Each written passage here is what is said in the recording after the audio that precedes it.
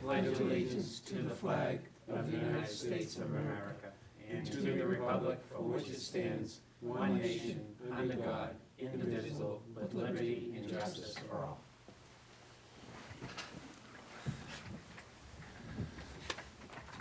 Okay, so why don't we start with the approval of minutes of February 4th, 2020? Motion to approve as submitted. Do we have a second? Second. Second by Paul. Any discussion on that? All in favor, say aye. Aye. Oppose? Abstain? Okay, so 500. And there it is to sign. Public participation? No, you can't. Sit. It's all the other people. You have to wait patiently for them. Okay. There's no public participation, so Brendan, do you want to do your report and introduce Emma? Sure, thank you. I'd like to start by introducing Emma Jones, our new therapeutic recreation specialist. So Emma, if you want to come up to the table there, that would be great. Thank you. So Emma, her first day in the position was last Monday, February 7th. We are excited to have her on board. Emma has worked for us for 4 years in our therapeutic recreation program. And last summer, she completed her internship with us and graduated in September from the University of New Hampshire. And then promptly sat for the NCTRC, thank you, I want to always say RS, RC exam, so she is nationally certified as a therapeutic recreation specialist, passed that with flying colors. We all knew she would. She was a little nervous. We knew she was going to pass, though. So she's been on board with us in a full-time capacity. This is starting her second week, and Kelly's been doing a great job bringing her up to speed. She worked closely with Laurel, especially over the last 6 months to a year, helping her out, coming back and doing programs on break from school or in between classes. So we're very excited to have her on board. Look forward to picking up right where we left off with Laurel. Hi, everyone. Oh, Emma. Is this on? Is there a green light on? Yes. Okay. So like Brendan said, I was super fortunate to learn from Laurel for that significant amount of time. And I've worked in all of our programming, youth, teens, adults, inclusion services, and I really enjoy it. And I also grew up in Burlington, so it means a lot to me to be able to do this in the community that I grew up in. Excellent. Well, Emma, Laurel's hopefully set you up quite well with a strong foundation, and then now it's yours to control. So we're looking forward to great progress. Thank you. I'm excited. Yeah. She was a great mentor, and Kelly's been super helpful as well. Brendan too. All right. Anyone else? Congratulations. All right. Congratulations. We're like a subsidiary of University of New Hampshire. So. Right, everyone. I do have some information just for you guys to take home, so I'll pass those around. But it's just an informational flyer or brochure, I guess. You will see the brochure talks a little bit about the therapeutic recreation program, and it is actually something that Emma put together during last summer or fall, I guess it was, when Laurel was out, just to update all of the offerings we have through therapeutic recreation. So it's a very nice threefold pamphlet that people can take with them, and we pass them out as well at different community events, so people have an idea of what the therapeutic recreation division is all about. Excellent. Well, good luck. Thank you all. Thank you. Thank you, Emma. Thanks, Emma. See you at 8:30 sharp.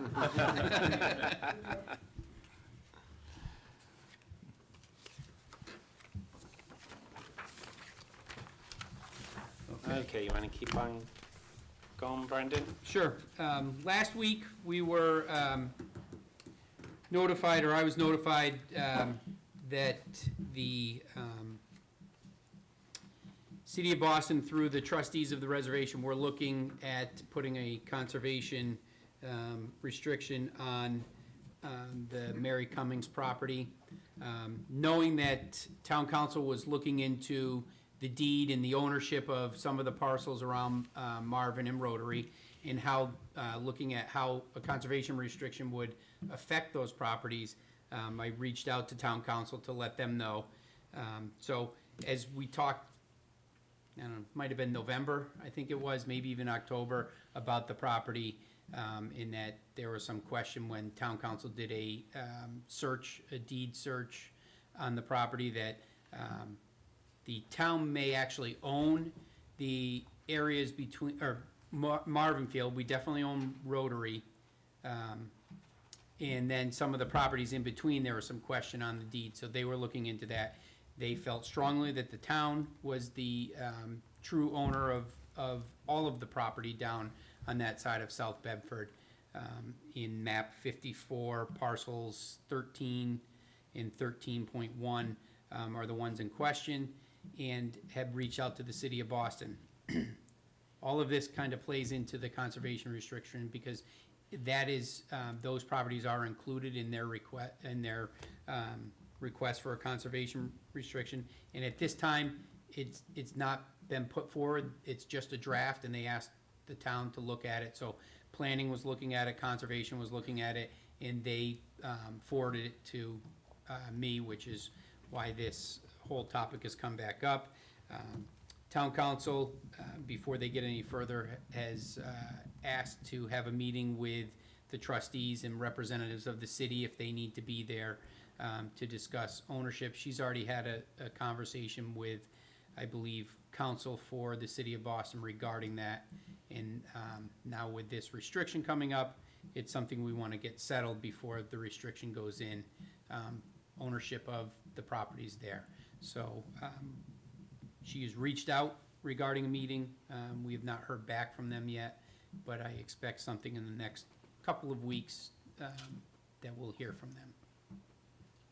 So, questions?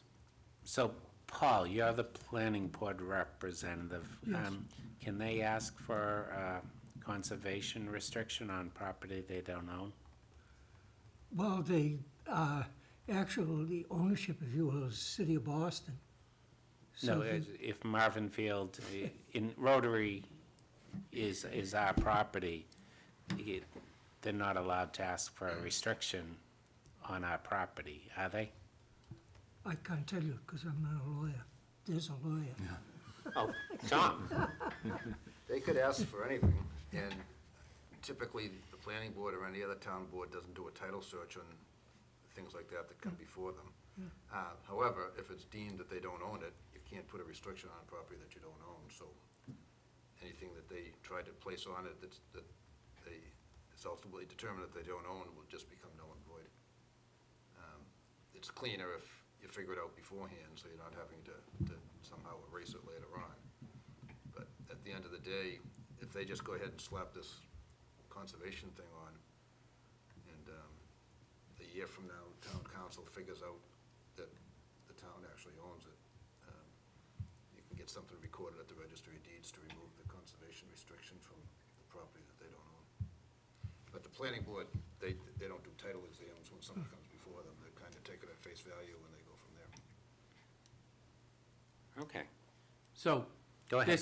this came up because town council doesn't, I believe the trustees think that that's part of their property, but in that recent title search, the deed search, that, our town council feels strongly that the town of Burlington owns that property, because it was never conveyed in a deed reference back when the government took it for the Nike missile program.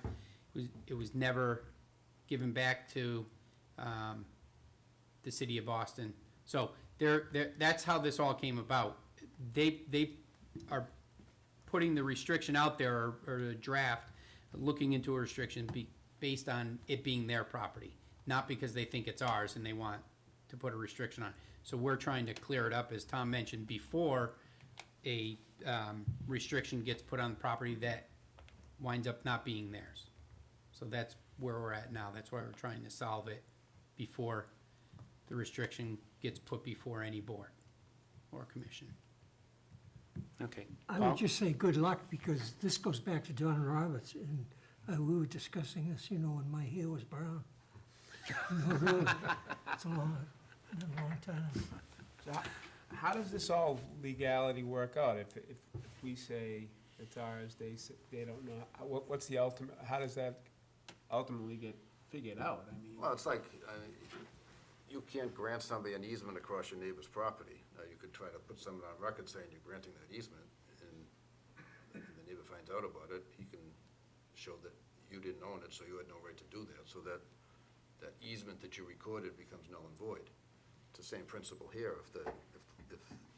If they think that they own it and they put some kind of a restriction on it, it's determined down the road that they don't own it, and that's done ultimately through some sort of a land court action if the parties can't determine it. And if it turns out to be our property, then that restriction just is null and void, because they had no authority to put a restriction on land that they don't own. so ultimately, it might have to go to land court. That is one way of resolving these things, yeah. It doesn't seem to me like anyone really knows 100%. Okay, so Brendan, town council's talking to the trustees? They reached out to the trustees, the contact person I had at the trustees, and requested a meeting and asked if they felt the city of Boston should be involved as well. So, looking to have a meeting in the coming weeks. Okay. You'll keep us updated? I will. As soon as any information comes out, I will share it. All right, keep on going. All right, the Capital Budget Committee has put Parks and Recreation on their agenda for tomorrow night, February 11th, to discuss our warrant articles. I have forwarded them copies of our warrant request with the updated information and cost estimates. The meeting will be at 7 p.m. in the Town Hall Annex meeting room down in the basement, if anyone is able to attend. Okay. The next couple items are, Dave Norton's gonna attend with you. I have to work. okay, I have school committee. okay. Yeah, no problem.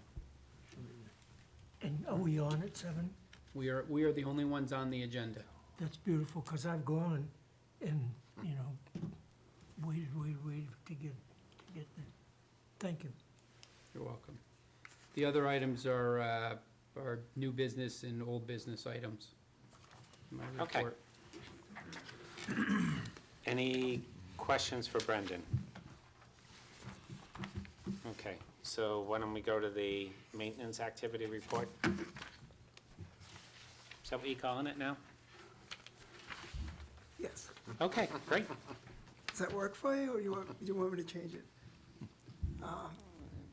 So basically, You can keep it. okay, thank you. Still working on the same stuff. I'm not gonna take up a lot of time. The tree project is moving along still. We've completed work at Regan Park. I guess Regan was the latest one that was taken care of. Veterans is complete. Work at Overlook was completed. They actually started last week, weather permitting, the good days. We were out at Simon's Park. Maybe noticed on the slope going up behind the basketball courts, they did some nice work up there so far. We're gonna, we're not gonna get down into the woods. We're just gonna focus on the perimeter stuff for now, and then later on, we'll go back and, we could spend 3 weeks in the woods down there cleaning stuff up, so that's the plan going forward on that. When they finish Simon's, I apologize for my voice, guys. Finish Simon's, we're gonna go up to TIW and complete the work that was started up there last year. Still working on the picnic tables and the benches from our harness. We purchased some stock, it was already painted to replace players' benches at baseball fields at Veterans Park and Francis Wyman Field. Christmas lights, it's to the point now we really can't get out on the common and start taking stuff down because we're gonna make a mess out there, so the ground gets a little firmer, we'll get out there and continue taking lights down. The Toro 5900, which is our older, more Turf Products, offered a a winter maintenance package. So I had the machine delivered up to them. Actually, they came and got it, and they're gonna go through, go through the machine. They'll be changing out all the hydraulic oil and filters, blades, but the most important thing that I thought about the whole package was they're gonna update all the electronics, the software, because it has an onboard computer, so that's kind of important for us. Still working on equipment up the garage. They did some work on the chipper last week, and one of the groomers out of the two that we have has been completed. The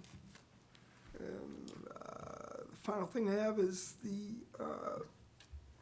the entire staff will be receiving at the end of March training on the new mower, the HR 800 mower. I think what they're gonna try to do is get the top mechanic out and just spend a day, go through the whole machine with everybody in the department. Troubleshooting, things to look for, things like that, operation stuff. So that's supposed to be happening at the end of March. That's all I got. Okay. Questions for Rich? Anyone? Do we ever do growth blankets? No, I don't think they're out this year, no. Okay, no need to, or, Go ahead. We usually put them out in February, and we get 5 weeks, 6 weeks out of them. So if weather is good and we find a couple areas, ones I was thinking about were like Marvin, where we had the soccer program. So if we had them out on winter like this, where we haven't really had cold weather, it's probably just gonna promote weeds. If there's weeds in the grass already, it would promote those, because the ground would be warm and it would start growing. So I'm kind of holding off on putting them out anyway. okay. Dave? So you guys cleaned, so I was up checking out the tennis courts for, just checking the cracks and stuff like that. So the area behind the tennis courts where you guys cleaned out by the road? Yep. Well, we talked about that. We plan on putting benches, or are we doing some type, what are we doing there? I forget. Brennan Now we put cleaned that up, crushed Brendan. gravel up there, Simon's Park, between the courts and Church Lane. Oh, Now we cleaned it all out, you Yeah. guys cleaned it I'm out, so- so. I thought you were talking about Rahanis. No, Simon. Simon's, yes, so they came in and they Yeah. graded, they Yeah. scrubbed everything out of there. Yeah, They're coming back, we weren't gonna put the loom down and then have it wash away if we got heavy rains in the winter. You need grass to establish there, so, he's coming back in the spring. He's gonna put loom in, grade it, and we'll seed it. so we're not doing benches or anything, like, so people By the can watch. pickleball courts down the road, we'd like to put some, benches in there so people, yes, can come off the Okay, court that came out nice. and sit. because, Yes, much better looking, yes. so. So we found there's a lot of, you probably noticed a lot of decent-sized stones and stuff in there. He tried to group them together to give some, little bit of landscaping appeal Yeah, or whatever, came out but, good. we'll be able to get through the gate with a mower now, and get out there and keep on top of it. That's the biggest plus about the whole project there, is a gate to get access in there, because we Right, things we right, just have to go yeah. through to try No, to but get it looks it. much better. And then the contractor for the lights has to come back and do the middle section just outside of the skate park. He has to regrade that area and around another one of the boxes up above, one of the electrical boxes up by the shed. So, and replace a wire going from the Visco building area up to the grandstand. They dropped the wire when they were offloading.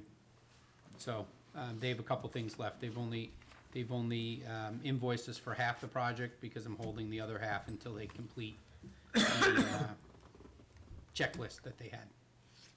Very good. Excellent. All right, then, programming report, Kelly? Thank you. So we have been working on finalizing spring programs. We anticipate spring registration starting the beginning of March. In addition, we have been working on some virtual webinars for our staff to learn our software a little more in depth. The RecTrack software has a lot of capabilities that we aren't currently using, so We worked out a schedule where we are able to sit in various webinars to learn the different capacities of RecTrack and how we can utilize that software better. And our staff across the board will be taking that training. And this past week, we had our daddy-daughter dance, which had about 175 people at, which was held at the Hilton Garden Inn. We had lots of happy girls and dads, grandparents, uncles, big brothers, whatever, there dancing with them. Was a great evening. And then on Saturday, we had our annual Winter Carnival event. It was really cold, which, you kind of want for a Winter Carnival. You just wish snow came with it, because that would have been fun.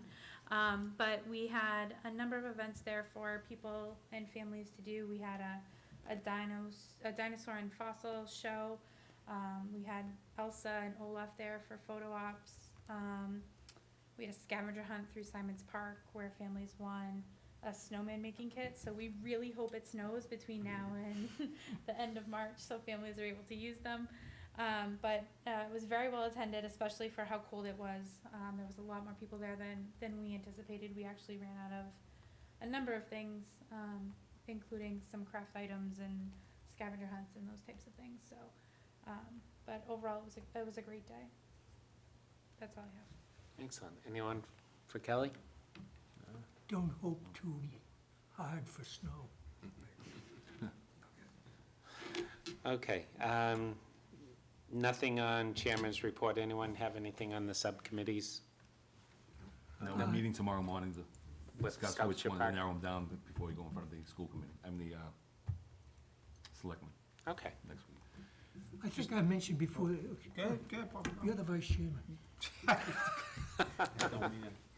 Yeah. You I have was just you gonna have say, seniority. Yeah, I do over everybody, put together. The trustees are coming before the planning board because they're starting to do some work down there, or want to, and they're gonna put in some nice walkways over the swampy areas and so forth. They've already done a little bit, but they're gonna come with a more formal proposal, and I'm sure that we'll be pleased to approve it. Excellent. Excellent. Dave? So, I haven't, just a quick update on the building, I haven't talked to you, but there any new, have they done anything as far as getting the building going? Cause I haven't. Yeah. I So don't- last week, they met with conservation out there to make sure all of the controls that they had to put in place, hay bales and all those things, silt fences and everything, were in the proper areas. Went over the areas where they were gonna be removing soil, making sure they had the correct areas, and so they were on site last week, and some construction has started, and we have a meeting on Wednesday. I expect they have to remediate some stuff in the building. I expect demo probably in the next 2 weeks of that building, the larger building on site. They're gonna leave the smaller one, because it has power and stuff in it. They need to keep one of the DPW trucks has to be plugged in and heated, in a heated environment, so it doesn't fit in their garage down below, down at their yard, so it fits up there, and that's where it's been stored. So that's gonna stay for a little while. But they have the site layout all set, where they're gonna put the work trailers and all that stuff. Once that building starts coming down, I think we're gonna see things pick up rapidly. But I will have more after this Wednesday's meeting. Excellent. Yeah, that's all I had. I hadn't talked to him. I was sick last week, Right. most of it, so. You should get down there so you get to help do the demolition. I would put a swipe at that building. Yeah, no that would be problem. fun. I think One we of the all have perks. to do that. All right, let's get to new business then, the fiscal year 21 budget.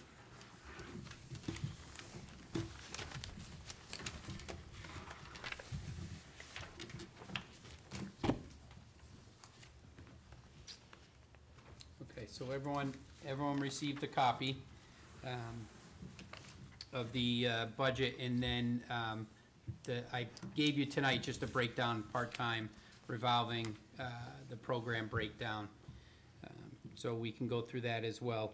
So as we have previously discussed, the town is moving forward to build a more sustainable budget. It's something that they looked at in how the budgeting was done over the last few years. And they want a model that will allow the town to maintain their excellent service levels, keep the fees low for residents, invest in infrastructure, and then address long-term liabilities as well as maintaining their reserves. And after looking at our overall budget and balancing the needs of both the program side and the maintenance side, we came in with an overall budget increase of 3.03%, which is below the guidelines. This does not include the administrative and professionals contract. It's the only one that's not agreed to, and it will be hopefully at May town meeting, and would reflect in here. It still allows us room. Any increase that's agreed to would still be below the budget guidelines. As you went through it, you probably saw some of the increases. So we do have, I'll talk about them, and then when we're ready to, you guys can hit me up with questions. We'll answer them as best we can.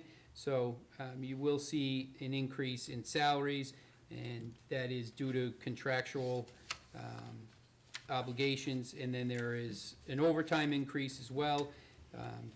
Again, that's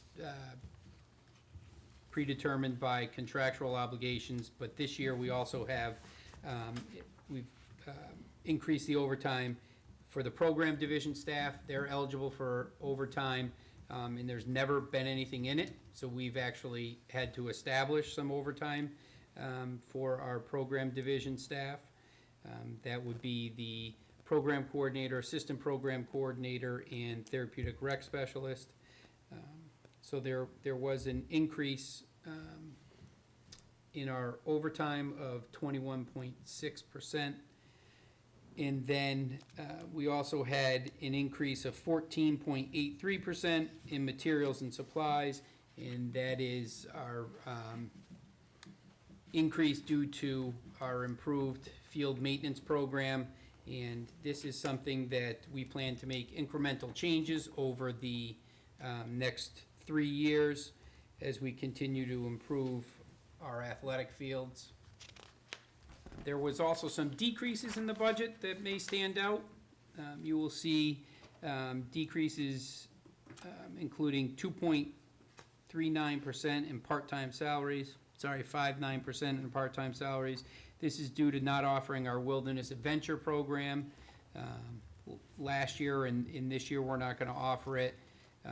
As well, we don't have a, we could get into that later. And then a potential closure of one of our Park Place programs. There's also a decrease in occupancy. We've worked hard over the last year, 2 years to try to eliminate the amount of electricity we're using out on the fields. We have a good relationship with these sports groups. They let us know if they're not gonna be using a field, even if they're not gonna be using it for, the last hour or 2 hours of their permit, or if they're not gonna use it at all. If they cancel because of weather, weather comes in and, it wasn't there earlier in the evening, and it comes in a little later, we'll get calls or texts and say, hey, we're done with the lights, we've come off the field. So we, I wind up shutting them off from my phone. Sometimes I'm driving down the hill at 8 o'clock at night and no one's left on Marshall Simons. And I make the executive decision that we don't need to run the lights for the next 90 minutes. So I shut them off. And but they've been better, all the leagues about that, so we have been able to see some savings there. And then a big decrease, but really in the grand scheme of things in our budget, there's a 27% decrease in capital outlay, which is those items that are over 1,000 and under 15,000. just traditionally, we get new backpack blowers and trimmers, gotten a trailer before, welding equipment, some small attachments for equipment that are, again, below the 15,000. So anyways, last year, our request there, capital outlay was 8,300. This year, it's only 6,000. So it's $2,300, but it's just a big percentage in that line difference. So those are the big areas of change in our budget, and we'd be more than happy to answer some of your questions. Do you want to talk about transportation too? Oh, yes, we did have a decrease in transportation as we had a new price for our busing, but we pulled out some out and about in Tribe. The Burlington Pride Athletic buses Yes, they're, and the additional TR buses were pulled out with the hopes that we can work with Burlington Youth and Family Services on using their van a little more. So trying to work with some partnerships there and utilize that van, the Youth and Family Services. So there was a reduction there in transportation of 24%. I think it was $4,000, $4,825 difference there. Okay, questions? Tom? Just a couple. On the establishing overtime for program division staff, which has never been included in the budget previously, how was that dealt with? Did they not get overtime? Did you take that out of a different account or? So they, category? yes, well, both, yes to both. They did accrue overtime, comp time, and they're able to accrue up to 120 hours. Currently, they're just around 120. We were able to pay them out of our part-time account. There are some savings in summer staff. So we were able to pay out for hours over 120. We got them back down to 120, but this is a continuous problem. You know, the maintenance staff is eligible and has a large overtime budget, and this has been funded this way forever. And, you know, legally, we have to pay them overtime if they choose to be paid overtime. So you're just formally moving it into the overtime account? Correct. Okay. And so, yes, they were accruing comp time, Okay. but they are eligible for overtime, so we have to pay them. And the only other question that I had on the, is kind of getting back to the Tom Irwin program. Contracted services has been fairly flat for the past 4 or 5 years, but the materials went way up. So is that program reflected more in materials and supplies than contracted services? It is. The services that we're paying for are aerating, top dressing, and their application of you know, an herbicide. So we're paying for the fertilizer and the grass seed. We're getting 3 times a year plus the aerating. We feel going forward that we can pull a lot of that in-house and do it ourselves. So really the bulk of it is in the materials. So we have, just flip to that page, in our contracted services, I think it is 15,000 for application herbicide. We're at 10,000, sorry, and then materials and supplies, the fertilizer we had at 15,500. We jumped that by 20,000 as we look to improve what we're putting out there. And then the grass seed, you know, had stayed. I didn't break it down because it's broken down here, but when it's calculated, it's the materials and supplies is a larger budget. It's not broken down line item by line item. Okay, so, but the bulk of the additional expense by taking that program on is on the materials? Correct. Contracted services? Yes. Yep. Okay. All right, thank you. The extra fertilizer, is it for the schools as well? Or is it just on, We did consider for the schools as well, so that is built into the program. We're hoping the schools get on board with everything overall. We don't know how that stands. I don't want to put you on the spot, Tom. It may be something you guys are Actually, talking it's going to be about. on the agenda tomorrow night. Somebody was missing at the last meeting, so we didn't talk about it last meeting. Yeah. But I expect to tomorrow. Okay, and we also, in our request to the Simon's Trust from this past year, we did include money for maintenance of the fields, and they understand that we're trying to build our budget and do it respectfully and not come in with a six-figure number one year, and we would be way over our guidelines, that we're trying to do this slowly. Those fields require, probably because they're baseball, there's, aeration, there's fertilizer, but we've had very successful, weed treatments up there. This year, it's probably just gonna be a spot. I think it was last spring they did complete, but in the fall, they spot treated. That's where we're going. The idea is, once you get rid of the weeds, we're maintaining, and there may be a flare up here and there, but the budget that Irwin works out for you for the year is based on you're doing the most of everything, where we already know that some fields are just gonna be spot treatment. So I work money in there as well, and then started to slowly increase here. So the Simon's Trust is contributing to the Simon's properties. okay, wilderness, is it lack of help or lack of interest? I'm gonna let you answer that, but a little bit of both. Yeah, I think it's a little bit of both. So, what we'd like to do is really take a look and get, we thought we had, a director or co-directors on board for this summer to be able to take a look and really restructure the program completely, which I think is what it needs.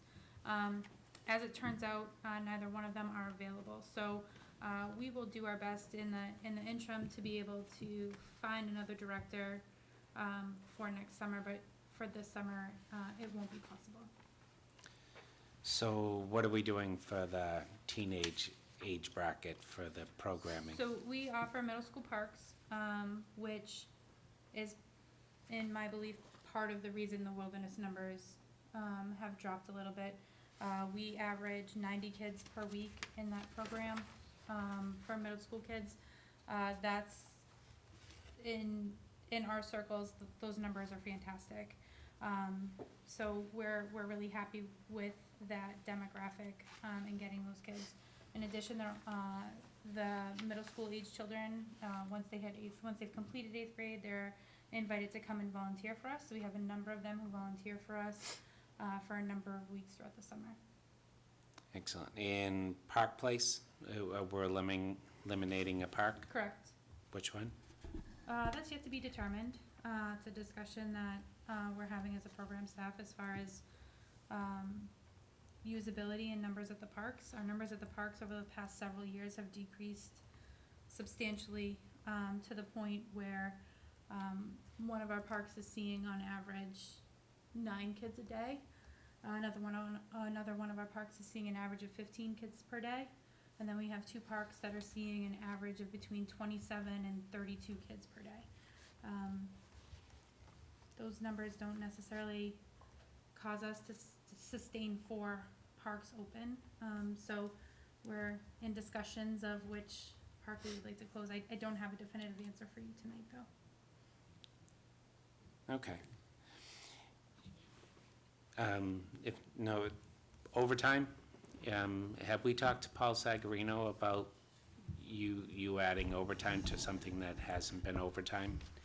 So we've been in discussions, I've actually had discussions about going from 35 to 40 hours a week. Our program staff averages between 40 and 45 in the slower months and more than that in the busy months, especially the summer.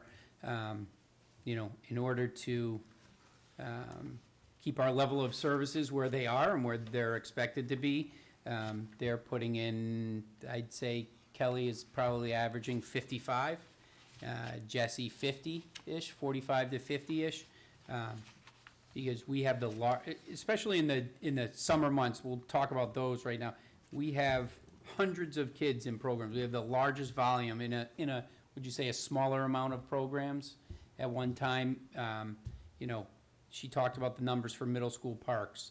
We have 650 kids per week in all of our programs. In programs. across the board. So the rest of their responsibilities don't end. You know, people still come in and want to meet about the fall programs, about current programs, and finding the time to get all that done is very difficult. So I've had some discussions about going to 40 hours a week and seeing how that works throughout the year, knowing that, you know, or hoping that it may slow some of the accumulation of overtime, but in the summers, I can't say you guys can only work 40 hours and then have complaints coming in left and right because the services have gone way down and things aren't happening. So they are able to accrue. They do accrue and try to use comp time, but again, because we are so busy, when they take a time, whether vacation or comp time, they come back and it's like, it might take a day and it puts you 3 days behind. So we're really trying to figure out how this can help. Is it another staff person? That may be something that we have to look at as well. So I have made them aware of that. They're trying to work with us and try to find a way to do this. But the very least, we have to get overtime into the budget for them. So have you had a serious discussion with Paul Sagarino that you're putting overtime in a budget for something that hasn't been there ever? I believe he's aware, accounting is aware that there's overtime going in the budget, yes. Okay, does Paul Sagarino know? I He does the union negotiations for the rec department. I'm just It has asking. nothing to do with it's illegal. They have to be paid I'm overtime if just they asking choose it. if you- Yeah, I can't answer you if I said to Paul directly, I'm putting overtime in the budget. I may have had the discussion with the accountant. They've seen our budget. We had to give them something, you know, they know that it wasn't approved by the commission yet. They know that we're bringing it tonight, but I will make a point to say that to him tomorrow, but legally, we're bound to pay overtime over 40 hours. If the employee chooses to accept comp time for that, they can. So this goes way back, years, tens, I'd say decades, that legally we should be paying overtime. It's just a new precedent that hasn't been done before, so I'm just, Yeah, as well, schools, if you're gonna start something new, overtime for teachers, how would you go about it? Well, it's all, I mean, in particular, this is all contract driven. Are you talking internally as far as the town goes, how it reflected the budget, or how do you go about? Well, if you were starting a new policy Well, for, if we adopt a new policy and it costs money, then our business office will talk to town hall. I mean, we're in charge of our own budget, unlike these guys, everybody in the town side has to funnel it through the town hall. So the logistics are a little bit different here than they are with us, but if we choose to start a program that's gonna cost money, we put it in our budget, and that's in our budget, and when town meeting approves it, we have the money for it.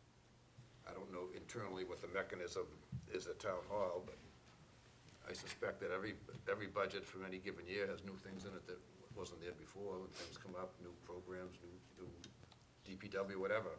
So I assume it's just an internal document that they deal with. so you approve, this board approves this budget. So town hall doesn't approve this budget. You guys approve it, so if you said, Brendan, we want a 10% increase, I would present the budget based on a 10% increase, and then we would have to defend it to Ways and Means. So our next step, if you approve this budget, our next step is Ways and Means, and then town meeting. So you guys are the authority on approving it. It's not really setting a precedent, it's legal. It's a legal basis. You know, if someone works over 40 hours, they're hourly employees too. They are entitled to overtime. They can choose comp time, but they are entitled to overtime. And I think it's been 2 years now that they've been paid out for hours over 120 that I've had to pay them out for. Okay. So- You control how much overtime? It would, you only have $9,000, that's not gonna go. Right, it averages out to 40 hours for each of them. No, yes, I control how much overtime, but we'd be having discussions each week on why something wasn't done, I think, if, they weren't able to spend the time they need to spend to get the job done. So I think we're effective because they're, they work like we have very good workers, very dedicated. So but they've accrued, and we're trying to find a way to stop that, not prevent overtime, not prevent them the opportunity, but slow the accrual rate. So that's what we've been having discussions on. Do I control it? Yes. But in order to make our department function, if I stopped everyone at 35 hours, you guys would be getting a lot more phone calls because our customer service would go down, our ability to provide services for people, not just customer service, but programming, would all go down. Tom? Just to follow up, if the concern is putting a line item in the budget that hasn't been there before, my guess would be that Town Hall would prefer it to be like this because it's easy to keep an eye on what's being paid out for overtime. As if before it was either comp time or taking it out of different accounts or whatever, it's a little bit harder to get a handle on it. And I think it's important to have it tracked because, as Brendan said, if one possible solution is having to put on a new staff person, there's documentation there showing that we've got X amount of overtime hours every year. So perhaps it's time to increase staffing or whatever. But my guess is Town Hall will like the idea that there's going to be it's going to show up in the overtime budget because, like I said, it's easy to track. So I don't think it's going to be a problem, just that the fact that it's there now that it hasn't been there before. So Okay, go ahead. It has been there, but it's only been funded at $1,900 last year, and that was really put in to cover the office Those for personnel. the clerk people, not for Right, the program people. correct. There's a difference. We're starting something different this year. We're doing, Okay, we're paying different people to work overtime. So okay, so I can was you, able to make it work before with using that overtime because our office staff wasn't coming in and working extra. I think with online registration, I think that was utilized before when there was walk-in registration and paper registration, and we were getting piles of registration forms that had to be input before the day was over. So some of the staff would stay for an hour or two extra during peak registration periods.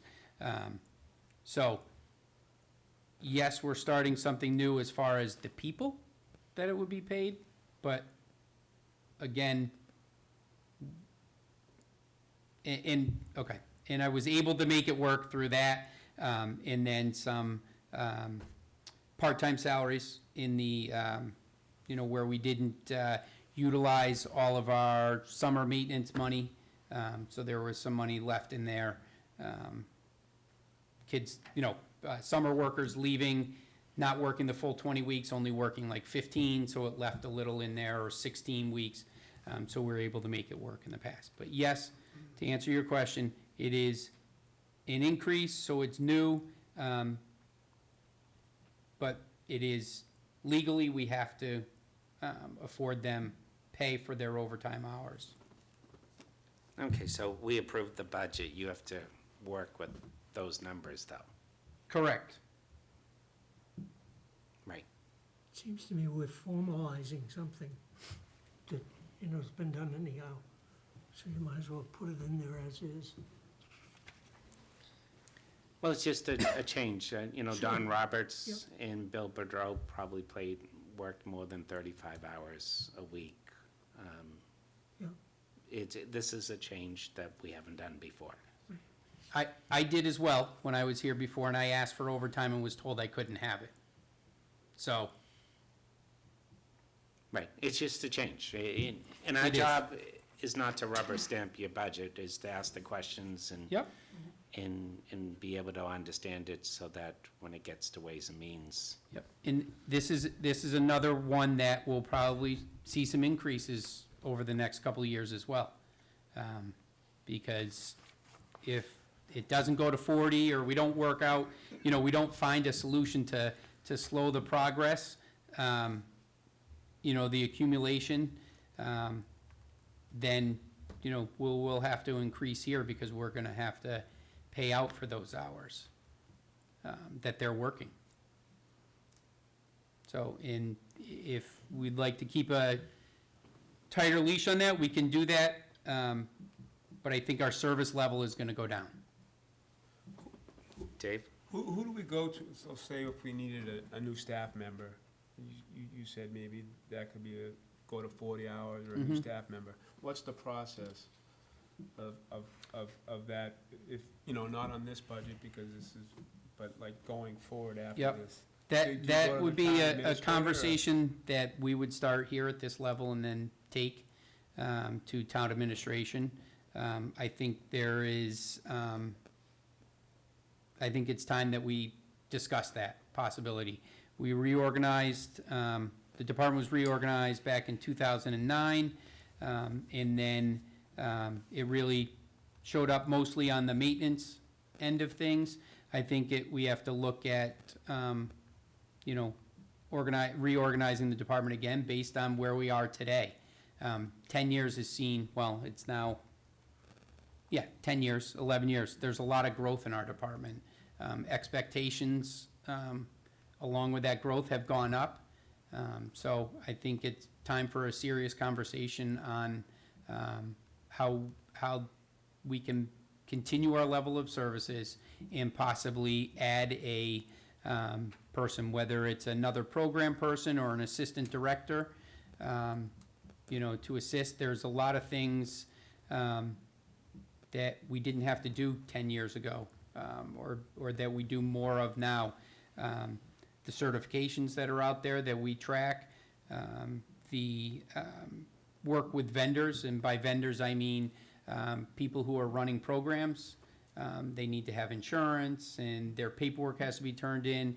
Everyone needs to be Corey certified, first aid and CPR certified. There's projects that go on that, I try to manage, Rich will try to manage, maintenance type stuff. There's items on the program side that Kelly tries, so we're all trying to manage, but maybe having a person, whether it's an assistant director, someone else that can kind of do the gathering of all the paperwork, making sure certifications are upheld, working on professional development, just new hire paperwork. In the summer, we see 80 packets in their probably 10, 15 pages, all of the work that has to be collected and making sure all of our staff are trained, someone that can work on professional development across the board, whether it's technology classes for the office staff, improving, the software that we utilize, Vermont Systems, they offer training, things like that. So setting those up, working on certifications for the maintenance staff. They have certified pool personnel. We have applicator's license for fertilizer and pesticide and herbicide, hoisting license, tracking all of those. So that falls to myself or to Rich or to Kelly on the program side in trying to keep track of all that. So when they're doing that, they have less time to do Right. all the day-to-day stuff that's part of their job description. So that's kind of where we're running. I think it's time that we have that conversation. Absolutely, just from that. So, you know, because I think, overtime, I think, like Tom said, putting it in the budget is good, but I think the town you went in front of Ways and Means, they might want to say, well, why are we doing so much overtime? Do you need, somebody else to work, just a 9-to-5 job? That's something as a board we have to look at. Well, I think, because paying double of something all the time isn't what you might be looking for, so maybe we do need look at something like that. Yep. So there's an increase in the overtime of $7,200. And it was, like I said, 40 hours throughout the year for each of them. They may still, some of it, they may want to accrue comp time. Some of it they may want to be paid for. That's a discussion that we have. But having a person on board, another person, I've thought about, can it just be another staff person? It would have to be at the administrative level, I think, because these guys are spending a lot of, I'm going to use the program side, they're spending a lot of their time at special events, checking in on programs that go at night. I would say we're very thorough in our oversight of programs. There's not many departments that go out. I mean, there are departments that do it, but I think we're pretty good about going and checking on programs that run on night, that run on weekends, especially some of our busier ones that require a lot of interactions with parents or participants. They have questions about the temperature in a room or the exiting of one program and the starting of another. They will tell you something, but you have to go see it in person to see what are issues there and trying to solve those. Our basketball program and sports programs that we do on the weekends, we talked about special events, and then our programs that generally run on weekends. So therapeutic has a number of programs that run on the weekends. So not only is, I was going to say Laurel, Emma, responsible for seeing those, but the program coordinator also goes and checks on them. Our skiing program that goes on Tuesday nights, for 6 weeks, Jesse, our assistant program coordinator, goes and checks on that. We don't just let it run and take our word for it, take the program director, that individual program director's word for it. Basketball, this is a big basketball season now, we're in the middle of it, going and checking on the weeknight and the weekend stuff. So if we stop doing that, I think we start to lose the quality in those programs. So it can't just be hiring just a 20-hour-a-week person to go check on those things. It's an administrative job that they check in on the people that are working for them. So getting back to it, I'm getting long-winded, I think it's time we start that discussion and looking forward and how we can do this. What's the most effective way to do it? I think we would get support from Ways and Means, and if we got your support from Ways and Means, and then town meeting, because I think we're a valuable department in town as far as what we offer for people. I think people enjoy coming to the Parks and Recreation Department. They find value in what they do, whether it's a fitness class, a family special event, or a kids class, or some kind of seminar. They find value in it, and they like the price points where we put things out at as well. So, I think we would have that support. Okay, anyone else? Kevin? I'm in favor of that. If you believe he needs an assistant, if not, Kelly needs a second assistant. You guys are stretched out. Put that on the agenda later or something? I don't know how that, Yeah. I know it has nothing to do Well, with this. nothing but- to do with the budget. I It could know, be I a know. future discussion halfway yeah. through the year. Yeah, I think it'd be a good workshop one that we do, similar to our warrant articles, and we sit down and start looking at, how we can hash this out. Yeah, I mean, typically it would have to be something you'd work into next year's budget. Right, You can't do it halfway through. well, the yeah, year. I know, yeah, So yeah. that's, Later on. Okay. Anyone want to make a motion to accept the budget as presented? So moved. as By presented. David, second. second by Tom. Any other discussion? All in favor, say aye. Aye. Oppose, abstain, so 5-0-0.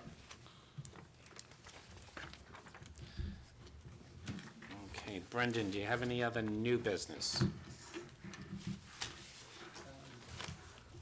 I do not. Okay, old business, we have the field permit application.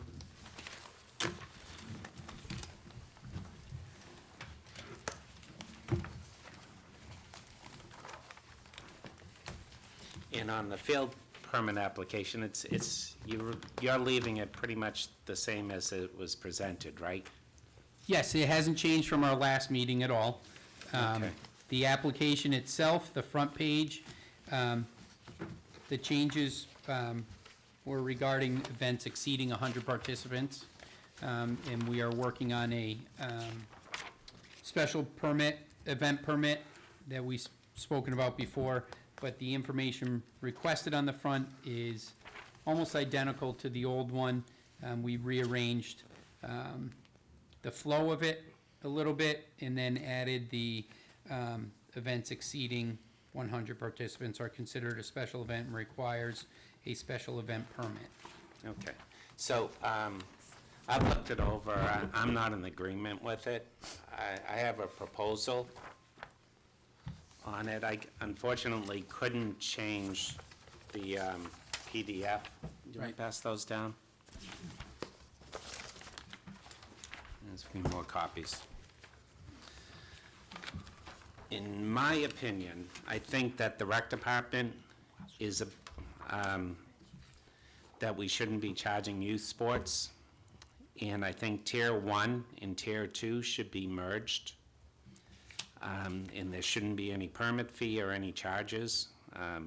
I'd also include Boy Scouts and Girl Scouts in that. They're frequent renters or users. Tier 2, the $25 an hour would be your Tier 3, and bring it over to make that Tier 2. And then Tier 3 and 4, my personal opinion is that if there's a nonprofit event, like Relay for Life or something like that, it's a good event. You should bring that to the commission and to get approval on that. And when I'm personally not looking to make money on things, we're not a business to rent fields. We're here to protect the fields. And Tier 4 is the private clinics and camps, where you have all the fees. I would like that to come to the commission as well. This whole tier structure was set up by Christine Brown, and her purpose of doing it was that the fields were getting overused, and she felt the commission should protect the fields. You know, we're putting all this money into the fertilization and so forth so that the fields are better. You know, us renting it out for someone to make money on Tier 4 doesn't excite me. We're not in business to rent the fields. We're there to make them playable for the residents of town and not for profit. So that's why I put that as the 4th tier, higher than a nonprofit event, a charitable event. Just one question for clarification, Kev. on your tier two, adult or youth groups over 90% Burlington residents or Burlington businesses. So for adult groups or youth groups of less than 90%, would they fall into tier four? We can adjust that number, but a lot of the renters there's over the hill soccer, there's cricket, and then there's a lot of businesses that have softball tournaments. Right. Not even softball tournaments, afternoon events. And those businesses pay a lot of our taxes, so I think they should be in I tier have no two. quarrel with that, it's just that, tier four was private clinics, camps, and all other groups. I was just wondering if adult groups of less than 90%, will they fall into other groups? Possibly. Or if not, where would they? We can change the number on 90%, I just moved that over. And the other thing was the insurance binder. I think that should be only on tier 3 and tier 4. Having someone, the Murphy family want to have a softball game, would come in tier 2, and I don't think you should have an insurance binder to have a family softball event. That seems excessive. Nonprofits can easily get a insurance binder, and if someone's running a business, a private clinic or a camp, they should have an insurance binder. But going further, we're supposed to encourage use of the fields for residents and people being active, not discourage it, and the insurance binder requirement on tier 2 seems a little excessive. Now that we can talk about Brendan's proposal as well, instead of saying no to you, I just felt I should propose something that's in line what I was thinking. Okay, just Tom? one other question. David, did you ever have a chance to get any kind of feedback from the So, youth groups? I sent, I was gonna bring this up, another tactical. I sent out an email to all the department heads of all the youth soccer, baseball.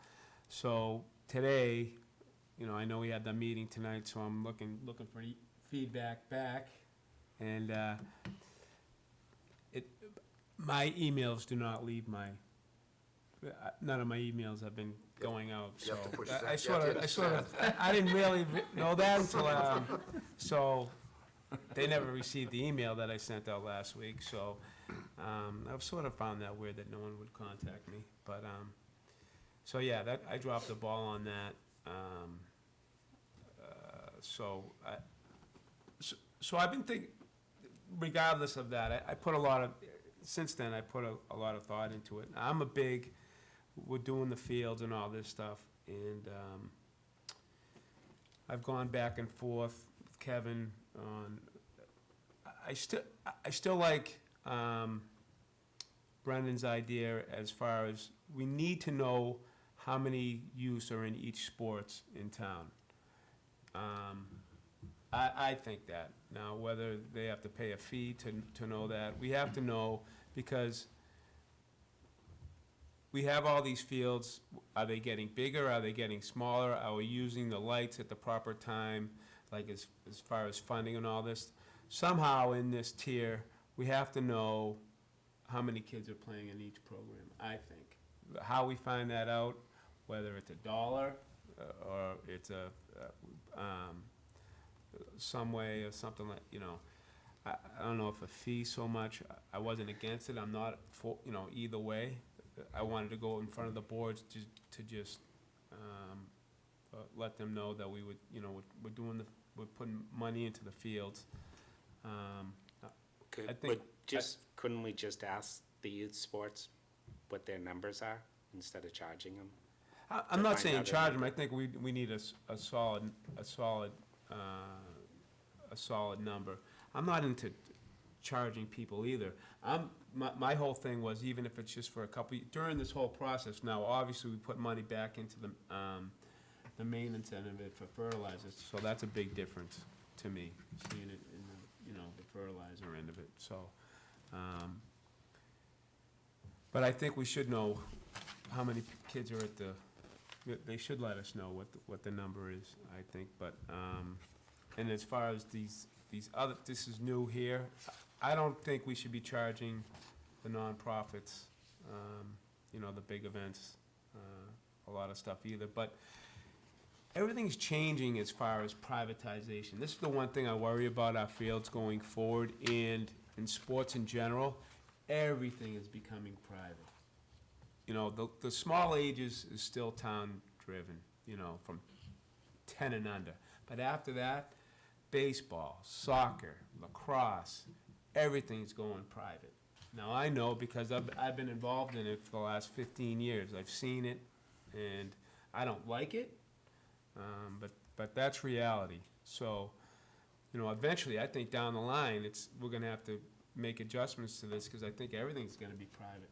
I really do, and I hate to say it, but that's the mentality of the way people think now, that, their kid's gonna be going to such and such. It's crazy. There's no, but it's a big money thing, and people are making a ton of money off of it. Now, I'm not saying that we should make money off of it, but down the road, these fields people are gonna start looking for a lot more fields, for whatever reason. So we gotta make sure that we get this all right. That's how I look at it. Okay, Kevin? I agree with your tier 1 and tier 2, Kevin, but as far as the fee for the fields, not renting, we still have to put that money towards maintaining the fields, right? I know we're not in the business to make money, but that money's going back into maintaining the fields. We just spent, what's our budget? Something. $1.7 million budget 896, It's that helping. the residents are paying, 897, sorry. that the residents are already paying. I talked to another recreation department, and he wasn't in favor of charging youth sports. He said collaborations are good if youth sports want to do we like don't charge youth baseball. sports either, yes.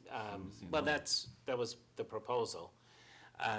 If you charge youth sports, there's a higher level of expectation and more of a liability. If you want to do collaborations with youth sports, and youth sports want to buy into doing the fertilization program or redoing a field, like baseball's done a lot, that's great, but it's a collaboration. It's not us charging them for it.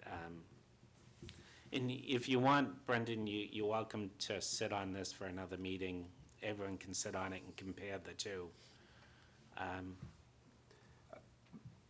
My belief is we should sit on it, and, this is my own personal opinion, look over this a little bit. We're not in a rush. The fields aren't gonna be used anytime soon.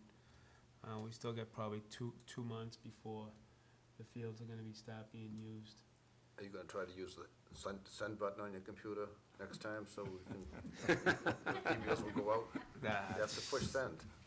I press, Murph, believe me, I am horrible with computers, anything to do with I'm more old school, but so, I'd rather call them, and that's what I should do. But anyway, I think we should, I wanna look this over. Yeah, and I think it's a good idea too. Just a comment, I guess. In looking at our budget, the budget for materials and supplies went up about 20 grand this year, or the proposed budget goes up about 20 grand, which, from what I understand, is mostly attributable to the extra materials and supplies related to the Tom Irwin program, which is a new program to spruce up our fields, which is working well. So if it's a $20,000 delta to put that program into place, not a lot of money in a $1.8 million budget. If we charge $15 per participant, and let's say there's 1,000 kids that participate in youth sports around town, times 15, that's 15 grand. Obviously, that offsets the 20 grand, by a fair degree. But, and this circles back to the school department's reluctance to do user fees. I don't think it's a significant enough problem nor a significant enough solution to deal with sometimes the fallout that you get for it. Again, the schools, towns that make you pay $1,000, $1,200 a year for your kid to play varsity basketball. And you got 2 kids that play basketball, and you got a 3rd kid coming in next year, he's a freshman, he plays baseball, and the 2 of the basketball players run track. Pretty soon, kids aren't playing things because it costs too much money. And we're not at that sense, obviously, we're talking $15 a year, not $1,000, and I understand that. But to me, it's somewhat it's still the underlying philosophy that if it's a town-wide program, it's subsidized by the town through the tax bill, and if you need additional funds to run your program, you go to town meeting and you request them. We were able to work an extra 20 grand into our budget this year, and stay within guidelines. And frankly, when you do the fees like that, you get a 1-year bump, because 1 year you're getting that income that you didn't have last year, so it's there. After that, it's built into the budget anyway. So,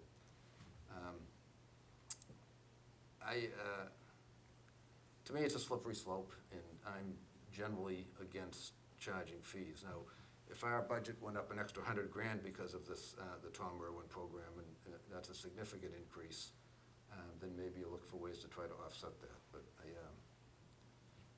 I agree with David. I'd like to kind of look at Kevin's things here. There's still some questions that I had that maybe we could massage it a little bit, but I think taking another couple weeks to look at it. But my general feeling sitting here now is that when we're talking about the $20,000 delta, I think that's something that we can handle, and we're able to handle it this year on our budget, and going forward, it seems like we should be able to. Paul, anything? Just a couple of things, and I haven't really come down on this, but my son was a hockey player, and that was expensive. But, you know, that ice time, we paid for it all the way through. So in a program like that, there was no place in the town budget to come through with that.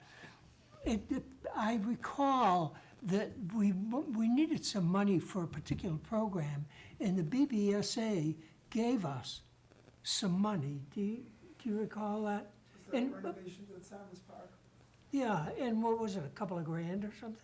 They paid for, Clay? clay, sod, temporary fences in the outfield. They actually financed the addition of an extra pole. Light pole. Yeah, Yeah. so that And we could make the. at the time, I'm not asking any questions because the money's coming in, but did they put a special, charge that year, or where did that money come from? So on occasion, possibly, the people that have that much use of the fields and so forth, we could, go to them and say, we need some help and get, but that would just be a periodic thing. One of the things, not directly on this, our fields are used a lot by things that we never know about. I was at TRW one morning, there was a whole group out there, I don't know, I said, I wonder if this program is recorded anyway by us, because this guy had an exercise thing, they were marching up and down the field, there must have been probably 25 people, and one guy that was obviously in charge, and I'm sure he says, hey, we'll do it over at TRW in the morning, and who knows and who cares? And I said, should I call up and ask? And I didn't. So I'm just saying. I'm gonna go out on a limb and say the answer is no. Paul, I want to circle back to the BBSA. They used to run a raffle program, and for the family day, each team would sell so many raffle tickets, and they gave away some great prizes. I participated, bought tickets every year. But they're no longer doing the raffle program, so Okay. looking for extra money from Well, that's the answer to where the them. money came Yeah, from. that's where it came from. Yeah. Yeah. No, but that's one program, and I've seen other groups out in the fields. There was a group, I don't get there as often now, but did disc golf, or whatever you call it, at Wildwood. And there were probably 20 guys, and it looked like a lunchtime program, and their use of the field was not trivial. I mean, these were adult guys, knocking each other down and running quickly and stopping to catch it and so forth. So it's I've Right, had many with- conversations with them. And I have as well, Yeah. with cleats, Yeah. playing beyond the sign that says Yeah. field closed, and they Yeah. thought just the section around the sign was closed, Duh. and they're leaving big divots, I yeah. asked them to So- wear sneakers. I'm like, okay, if you guys want to be out there, could you please wear, like on a muddy day? Yeah. You're ruining the field. Could you Yeah. just, if you're gonna stay, could you wear sneakers? And they were like, okay. But Good. they're All there right. almost every day. Brendan, you want to say anything? Yes. So, because I haven't really had a chance, except for in the last 20 minutes to go through this, I'm sure I'll have some other questions as well, and when we have a chance to look at it a little more. So the whole idea of the fee was proposed just, for a discussion point and see where it goes. It is something that was identified in our needs assessment from the University of New Hampshire about feedback they got in the community from, I believe, youth sports groups on improving the fields. So that was put out there. A byproduct of that, it wasn't an attempt to try to get a number of participants from a youth sport, but that would be a byproduct of that. If they had to pay per head, we'd pretty quickly figure out that, youth soccer doesn't have 2,000 kids in it in the spring. They may only have 500, but they get fields. I'm not picking on them, I'm just using that as an example. Let's call youth curling, because we know we don't have curling. So youth curling could have, 1,200, they tell us, but in reality, they pay us for 1,200, say, but in reality, they have more. Vice versa is what I'm looking at. So, gets us an idea of what they really have, so they're not overbooking fields. As we go through permits, people book field, I need that until, 8:30 every night. Well, you go at 7 o'clock and no one's there for the next hour and a half. Well, it's our backup. Or I need this all day on Saturday. Okay. 3 Saturdays in a row you go there and they're done by 11 a.m. Why do you need it until 5? Well, we like to have flexibility to change games around. That's great, but, we need to look at someone mentioned protecting fields. We need to protect them. So if you don't need it all day, we can rest it, or we can, if someone else wanted to use it, they could rent it. So anyways, protecting the fields does require money. And yes, we're working on increasing our budget. And hopefully we won't have any problems over the next 2 or 3 years, and we'll be able to increase it to meet the program and continue to successfully implement that program and see improvements on the fields. But that does require money, so if there was a small fee that they paid, obviously that money will go right into field maintenance. And we're not looking to offset the whole program on the backs of youth sports. And then, just on the tier 3 and 4, just so I understand this, you're looking to have all of those brought to the Recreation Commission, is your proposal? Yes. Okay, so. That was my- the rule before, and we basically weren't doing it. Okay. So- We're gonna make some people unhappy, because if they come in the day after a meeting in June, and we don't have another meeting until the 3rd week in July, and their event is the 4th of July weekend, they're out.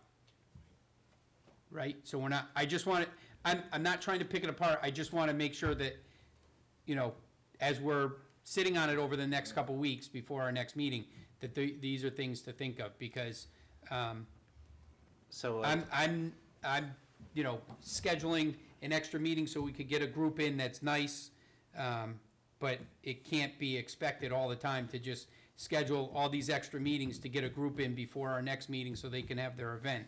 So I think probably how I inherited it was that the decision was made in the office so that they didn't have to get held up and wait, but, not everyone prepares well in advance. The big events, they do. So it could come in and it could work out, but there's probably gonna be some that people would ask for, you know, soon, you know, with a shorter time frame. And we may miss a meeting, is all I'm saying, so something to think about. I think Tom has Tom? a question. And I would, that's one thing that I would prefer that the staff handles those types of things for that very reason, especially in the summer. But again, I think we all have to take the time just to digest this a Yeah. bit. But that's clearly something that I hadn't even seen yet, but now that you pointed out, I would be in favor of But tweaking that. and these are so we can digest them, Right, so the right. thoughts just in my initial Right. look at this, and I know there will be more. Well, to go back to Christine Brown's legacy, her point was, we don't want to encourage private rentals for businesses. Why are we destroying our fields for someone else to make money? That's not what we're here for. We're here to provide fields for the residents, not for a business. That's where Tier 4 comes in. And if someone's running a business and they're coming to us 3 weeks before they're holding the program, they've been advertising well before that, so. I would say that's probably true with a private clinic, but events, nonprofit events, what if somebody is ill and somebody wants to have a fundraising that kind of comes up at the last minute, and it's in August, and we already had our August meeting, that type of thing. So I think you gotta build some, in my opinion, you gotta build some flexibility into this, and put it on the staff's desk, because they're there Yep. 24/7, and we're not. Everything's negotiable Right. and changeable, so. And so I'm good with the partnerships, I think that's a great idea. But in my time here, it's only been baseball that's been willing to contribute.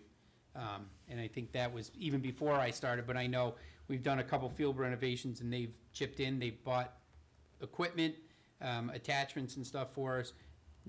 The other ones talk about, you know, I've heard conversations with other ones, hey, we'd like to take over this whole complex throughout the year. Well, I can't tell everyone else they can't use it. Sorry, we need it for everybody. If you'd like to contribute to, well, we really want that, if you guarantee us that field, there's always, you know, I guess that would be a quid pro quo, right? Using Jesus, modern don't go things, there. sorry. And I say no. How's that? We don't even need to try to impeach me. Brendan. Sorry. I just say no. You just put your foot in it. And then, I'm not sure, I know the person you talked with, I'm not sure the liability increases if we charge a fee. You know, if we're doing a partnership and they're purchasing something, you know, it's the same thing, it's just not a per person, it's just a donation. I don't know. I can ask, I really don't know myself. I don't think it does, but we can ask our insurance carrier. But I know there will be some other items that we'll think of as we go through, but I appreciate the fact that you looked at, you know, what was proposed and offered suggestions, so that we can try to work this out and figure out the best way to do it. So as we go into the spring, we're gonna have them fill out the old permit, because we're already starting getting requests now. You know, any changes that we're looking, like if there was ever gonna be a fee or anything, it would be after discussions with the youth sports and at least a year out, or at least 6 months out. You know, probably maybe next spring starting it, but the longer we go, obviously, some of these changes are gonna require more time for people to accept and get used to. Okay. I have one more question. Been in my mind since we talked about how the fields were getting beat up and so forth, and the fact that they were unsafe. And that was the basis upon which we were asking for the new program, because the organic program didn't work. Does the newer program for the fields, is that going to allow more use of the fields? Or, you know, how do we adjust usage and so forth so they're not getting used to the point where they're not safe? So I guess we're just gonna have to look at this, because you said there's a significant difference with the new program in the fields. And is that bringing them up to a level where they can probably sustain more usage, or? So that's the idea with the program, is we're increasing the health of the grass. We're developing grass that's drought tolerant, wear tolerant. But you have to build it from the roots, and then the top dressing gives you a more even, level playing field, ball roll and things like that. So it's building a consistent surface across, so you don't have those areas that are bare and then those get ripped up, or so we're yes, building a healthier, stronger turf grass Thank is what you. we're trying to do. And we're doing a good job at it. It's happening. Okay, so everyone think about it. Do you want to make it next meeting, or do you want more time? Next meeting's fine. We Next can meeting? continue our discussion at the next meeting. How's that? Okay. There's a lot shorter discussion tonight. I told my wife I'd probably be home by midnight. Okay, is there any other old business? I just have one thing, I got a text from Burlington Police this weekend.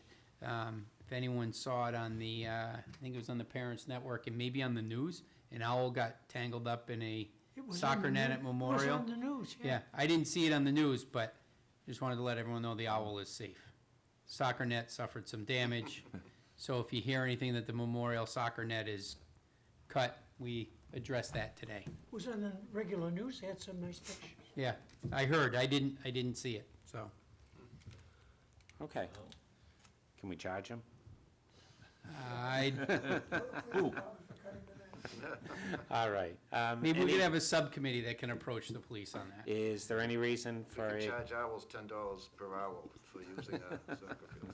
Ooh, Plus the damage. Plus the damage. Jesus, quid pro quo and owls? All right. There's no reason for an executive session. not right? at this time. Okay, so the next meeting would be February 24th at 7 PM, and I'd entertain a motion to adjourn. So moved. By Second. Tom, second by Kevin. All in favor? Aye. Oppose, abstain, 500.